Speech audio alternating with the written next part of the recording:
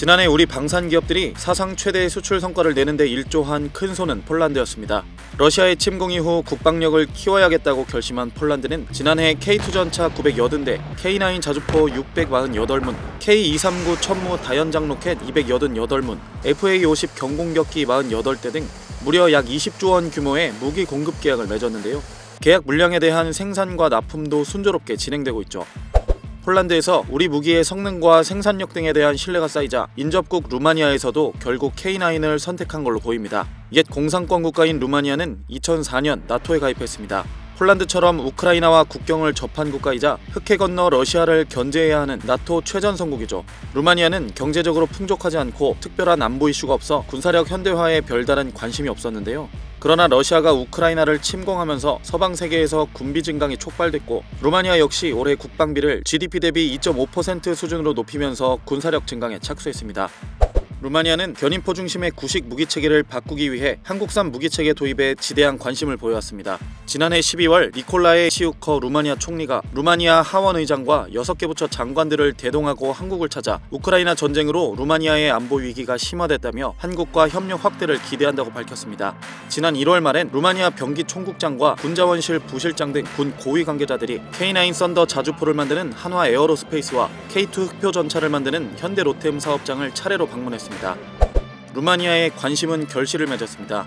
우선 선택한 것은 베스트셀러 무기인 K9 자주포와 한국산 강철비로 불리는 천무였죠. 한화 에어로스페이스는 6일 루마니아 현지에서 국영 방산업체인 로맘과 무기체계 협력을 위한 양해각서를 체결했습니다.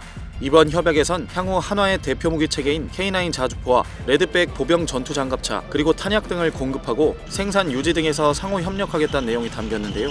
루마니아가 K9 자주포를 도입한다면 전 세계에서 10번째로 운용하는 국가가 되죠. 손재일 한화 에어로스페이스 대표이사는 향후 수출로 연결되면 K9 자주포는 전 세계 10개국이 사용하는 검증된 명품 무기체계가 된다고 말했습니다. K9 자주포뿐 아니라 천무 다연장 로켓도 구매할 예정인데요. 루마니아 군사 전문 매체인 디펜스 루마니아는 방산업계 소식통의 말을 인용해 한 가지는 확실하다며 루마니아는 폴란드의 예를 따라 K9 자주포와 K239 천무 다연장 로켓을 구매할 계획이라고 전했습니다. 하늘을 빈틈없이 뒤덮어버린다는 뜻의 국산 로켓포 천무는 미국의 하이마스와 동급 또는 그 이상이라고 평가받고 있습니다. 지난해 폴란드도 천무 288문을 도입하기 위해 약 5조 원 규모의 공급 계약을 체결했죠. 루마니아의 선택은 확실히 낡은 견인포를 대체하겠다는 데 초점이 맞춰져 있는 것 같습니다. 루마니아 국영 방산업체 로맘은 6일 한화에 이어 8일엔 LIG 넥스원과 대공미사일 분야 업무 협약을 체결했습니다. LIG 넥스원은 미사일 요격 체계인 천궁2를 생산하고 있는데요. 지난해 아랍에미리트에 4조 7천억 원 규모의 천궁2 수출 계약을 체결한 바 있어 루마니아와의 이번 협약이 수출로 이어질 수 있을 거란 기대가 큽니다. 현재 유럽 방산 시장의 지상군 전력은 러시아와 독일이 양분하고 있습니다. 그러나 이번 전쟁을 통해 러시아 무기들은 방산 시장에서 신뢰를 상실했죠. 독일도 냉전체제 종식 이후 대규모 생산체제를 갖추지 못했기 때문에 K방산은 유럽 국가들의 안보 공백을 빠르게 채워줄 수 있는 대안이 될 수 있습니다. 폴란드와의 계약으로 유럽 시장 교두보를 마련한 K방산, 루마니아에 이어 체코, 핀란드, 슬로바키아 등 유럽 시장을 넓혀갈 걸로 기대됩니다.